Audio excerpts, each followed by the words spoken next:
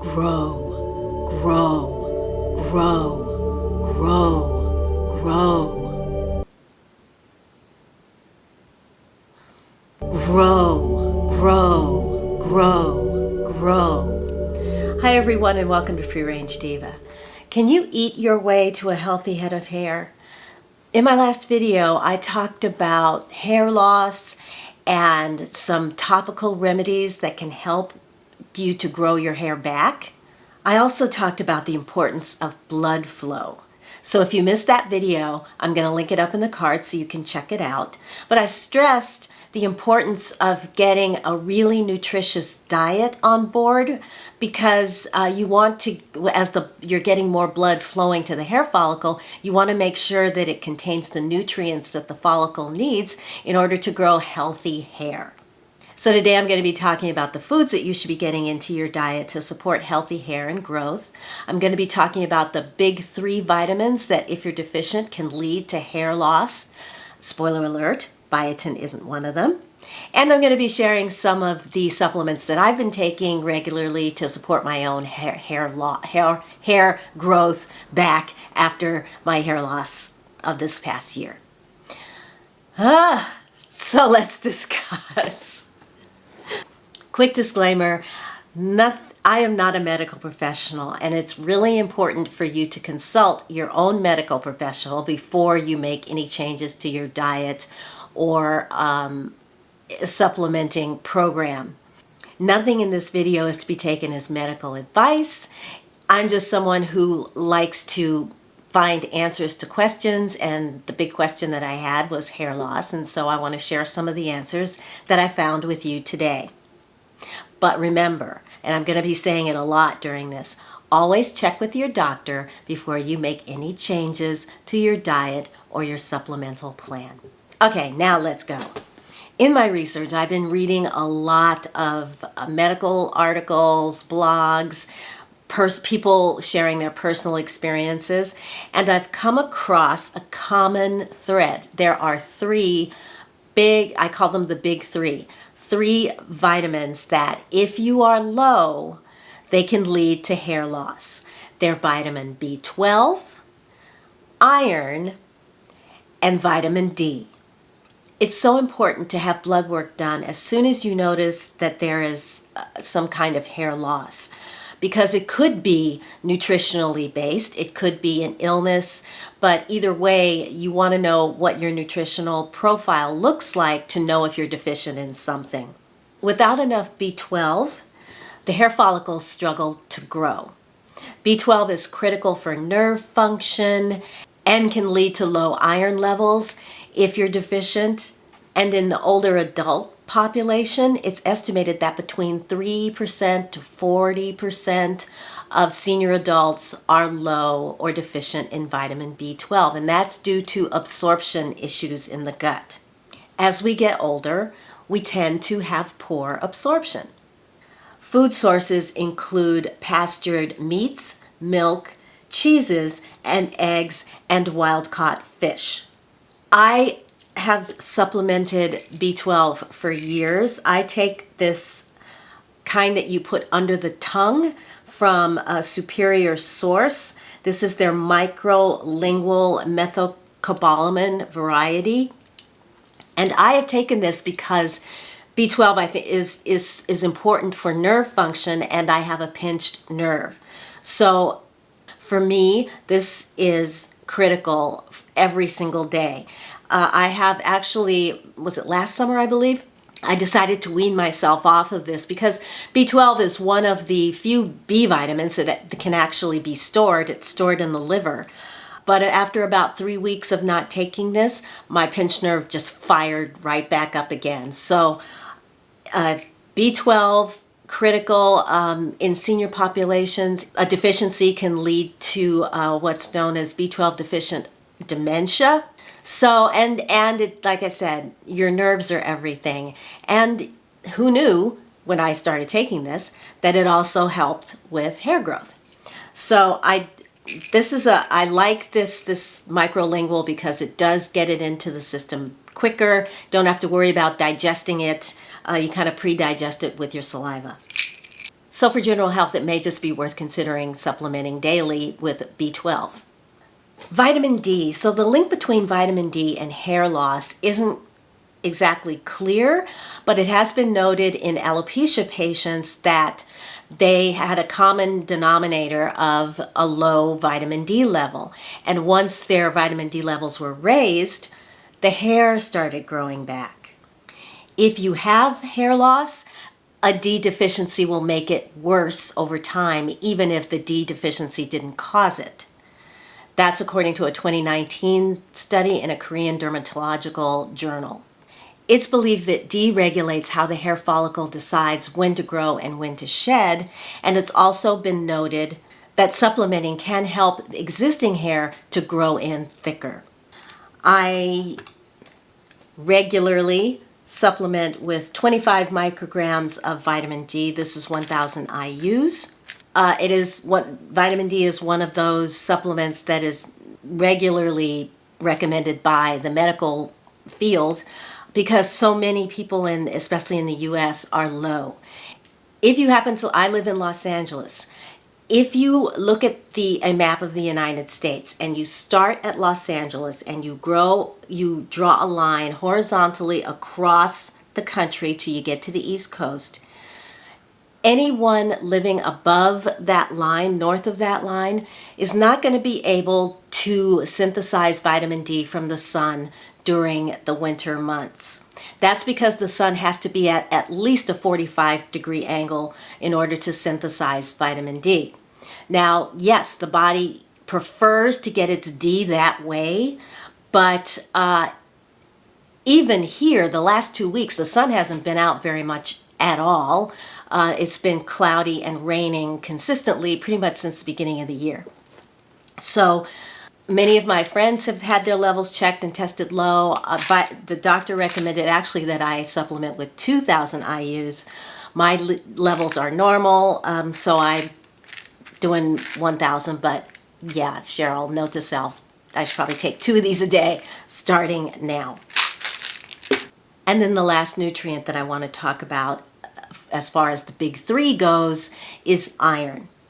Iron deficiency can cause hair loss that looks like male and female pattern baldness. That's according to a study done in the Journal of Korean Medical Science. Deficiency can often be a problem in premenopausal women that are still getting their cycles. If you think that you may be deficient, the best thing to do is to just have blood work done to test your ferritin levels. Now, the good news is that once your iron levels are restored, if you're deficient, your hair will grow back. Older adults should not supplement unless they are under a doctor's supervision. Better to get your iron from eating iron-rich foods. And the reason why is because too much iron becomes oxidative, which is like the last thing that you need.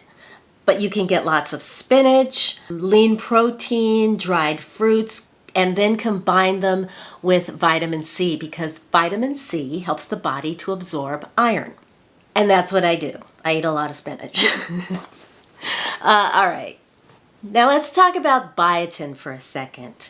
Biotin is, yes, we hear a lot about it and a lot of it's anecdotal evidence. Oh, I took biotin and my hair grew back, blah, blah, blah. And that's great. Probably, though, your hair would have grown back anyway because 90%, 90 to almost 99% of Americans get more than enough biotin in their diet. It's easy to get from food, and you don't really need a lot of it. You don't need that much of it. And the body prefers to synthesize it from food in conjunction with the other B vitamins. So if you're deficient, and there are some illnesses that can prevent the absorption of biotin, as well as some medications that can do the same thing. So if you're deficient, you will probably know it because of the symptoms. You would have symptoms like seizures, weak muscles, hair loss all over the body, and eczema, among many, many others. It can actually, you will get so sick that if you could not absorb biotin, you could die. So Biotin deficiency is rare.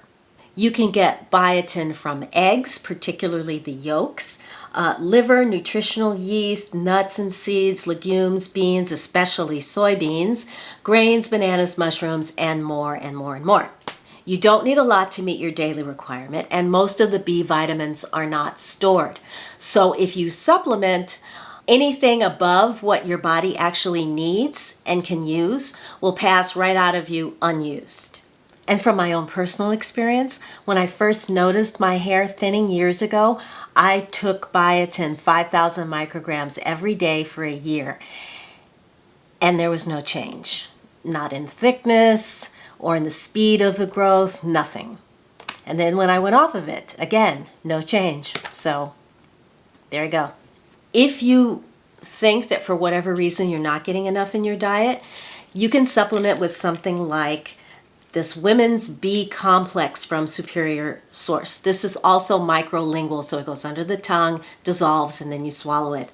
This one has, 600 micrograms of biotin, which is 2,000% of your daily requirement, and it's got a full complement of the Bs as well. So if you just want an insurance policy, something like this. And I do take this from time to time. So one thing that this will do is if you're feeling kind of blah, kind of sluggish, this will definitely give you an energy boost.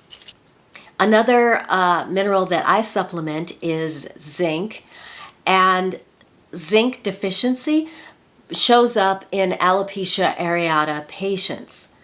Zinc supplementation is still being evaluated in alopecia patients, but the initial results are very, very promising, with healthy hair regrowth being reported.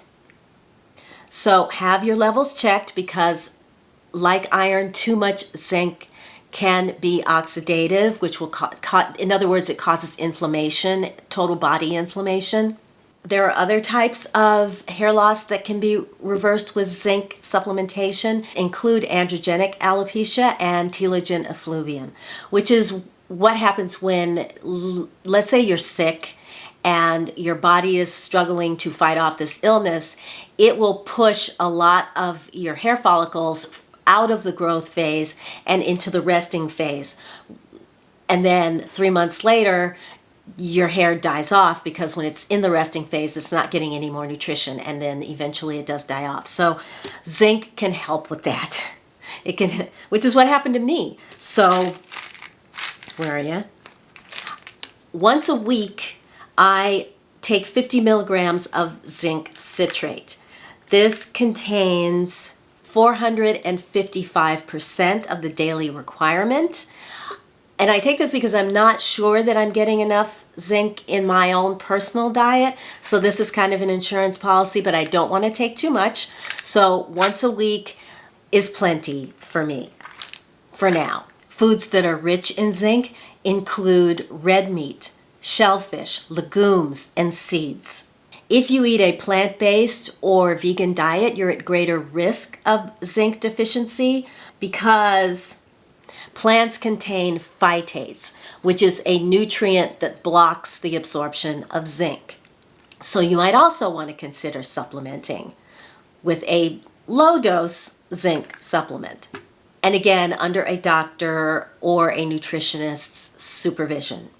Next, I want to talk about quercetin specifically, and flavonoids in general, because quercetin can help widen the blood vessels in the scalp. Again, more blood flow to the hair follicle.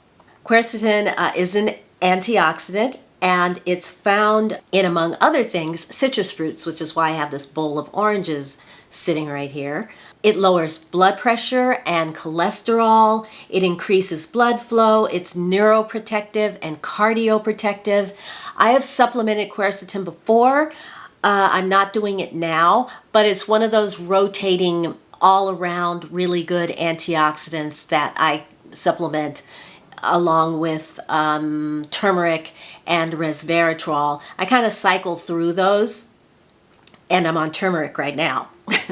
Good sources of quercetin include citrus fruits, the pith, the inside of, like the white pith of the citrus fruit. That's where the quercetin is located.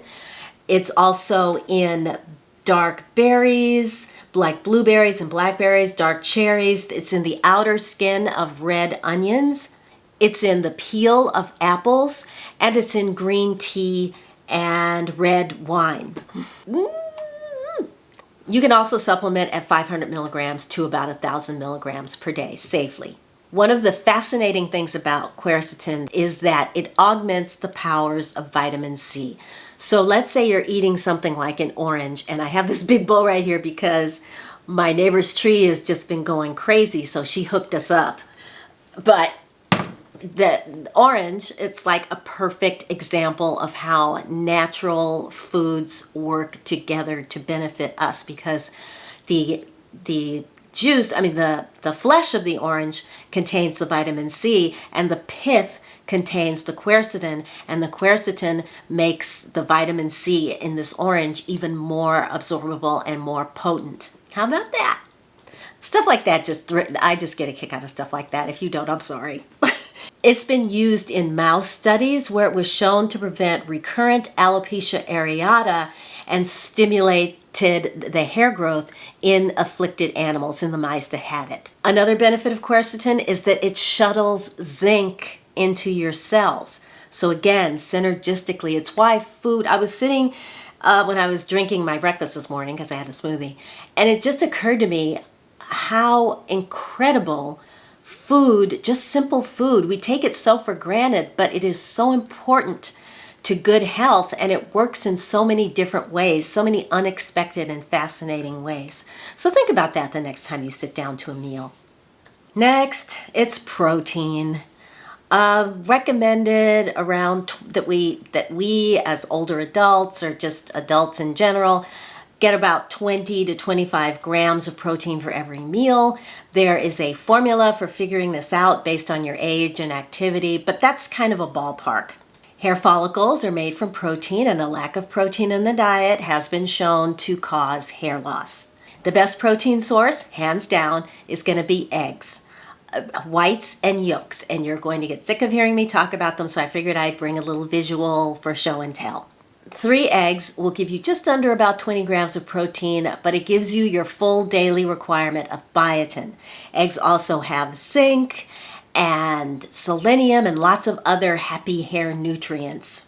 In fact, a while back, I did a video on cheap sources of protein, so I will also link that up in the cards in case you want to check that one out. Other highly absorbable, complete protein sources include grass-fed or pastured meats and poultry, wild-caught fish, pastured eggs, organic dairy, yogurt, kefir, cottage cheese, hemp seeds, buckwheat, seaweed, soy, and well-formulated protein powders. By the way, collagen is not a complete protein.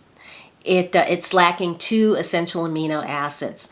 So collagen should be considered an add-on to an already protein-rich diet, and it should not be relied on as a single source of protein. So what does this hair growth diet actually look like? It's going to consist of protein, healthy fats, and fiber from fruits and vegetables. So if you start your meal with a high quality protein, add maybe 2 or 3 veggie sides and maybe a grain and a drizzle of olive oil for some healthy fat, you'll be well on your way to eating a diet that is going to enrich your hair follicles and lead you to, help you to grow a healthy head of hair. I will link my last What I Eat in a Day video, which should give you some ideas as to what this actually looks like in real life. I will also provide a link to my healthy eating playlist, where I have lots of other ideas that follow the same pattern or the same example. Personally, some of the things that I will try to get in every day, I will usually eat spinach. I put spinach in my morning smoothies, so if I have a smoothie that day, like I did today, spinach goes in it. I eat half an avocado for healthy fats every day. I also try to get in some sort of fermented food every day. Sweet potato is frequently on my menu, as are dark berries. In fact, again, if I have a smoothie or hot cereal, I will put blueberries or blackberries in there. I eat black-eyed peas regularly and lima beans regularly. And of course, lots of green leafy vegetables, lots of Swiss chard, my absolute favorite. Chard, chard, chard, I love it. As well as things like fresh lettuces, kale, what else? Cabbage we had last night. So there's always some sort of leafy vegetable, if not several, on my plate every meal. And then water. If you're not getting enough water, your skin is going to be dry, your scalp is going to be dry, your hair follicles are going to shrink. Just take your weight in pounds and divide it in half. And whatever that half is, that's how many ounces of water you should be getting a day. If you weigh 100 pounds, that means you're going to want 50 ounces of water every day. If you weigh 200 pounds, then you're going to want to drink 100 ounces of water every day. The larger you are, the more water you need. Okay, I'm gonna have my annual physical next week, and I'm gonna ask when they do my blood work to be sure to check my vitamin D and my thyroid levels, and then we'll see where we are. Something else that you need to be aware of that can really cause your hair to fall out is stress, uncontrolled chronic stress.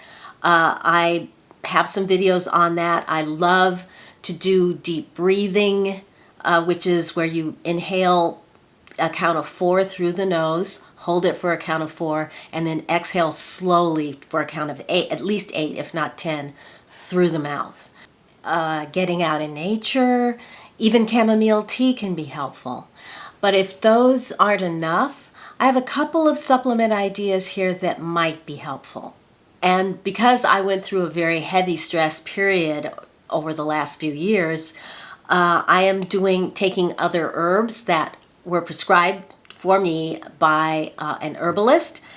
But there are a couple of companies that you can buy. The herbs that I get, I have to get them from a pharmacy, but you can over the counter. There's a couple of companies that should be on your radar. One is Gaia Herbs. They have several different varieties for stress. I take this one called Sound Sleep. This helps with occasional insomnia, but they have herbs that support the adrenals, herbs that can just calm you down, like if you're trying to function during the day and you've got like one of those days, it can help take the edge off. And then Wish Garden Herbs also makes something called Emotional Ally, which does the same thing in terms of taking the edge off when you're really, really stressed or have anxiety. This is really good for that. And then there's a nutrient called L-theanine. It's found in green tea. And L-theanine is being recommended more and more as a more natural, supplementing it can be a more natural way to calm nerves, anxiety, and relieve stress. I don't take it, but I do have some in my next order that I'm going to be placing at iHerb. I'm going to get the Sun-theanine version of L-theanine and just give it a go and see what happens. But again, consult your doctor, nutritionist, medical professional, somebody before you apply anything that I've talked about today, just to make sure that you're not doing something that is going to cause you more harm than good. Hormones. Yes, postmenopausal hair loss is real, and it's because your hormones are in balance. And I, for the last few years, up until recently, had been keeping my hormones in balance with food. I would eat 2 tablespoons of flax seeds a day, and that was enough to get rid of hot flashes and any other inconveniences that happened as a result of low estrogen levels. Until recently. However, if you want to know more about balancing your hormones with food, I did a video. It's a very popular video on the channel, and I will also put that up in the cards and probably at the end too. But yeah, what I'm doing these days is working with an herbalist to not only balance my hormones, but to also modulate my stress levels. It's been a godsend. All right, well, that's going to wrap it up for today. I thank you so much for watching. I thank you for supporting this channel. I will link the products that I talked about in this video, and if you use those links, it supports me, so thank you in advance. To those of you who have subscribed and to my regular subscribers, I just want to say thank you so much. Thank you for coming back and supporting the channel. Thank you for the thumbs ups. I really appreciate it. So I'm going to wish you happy hair days and happy health days, even more important. And until I see you in my next video, I want you to take really good care of yourselves, and I will talk to you again very, very soon. Bye!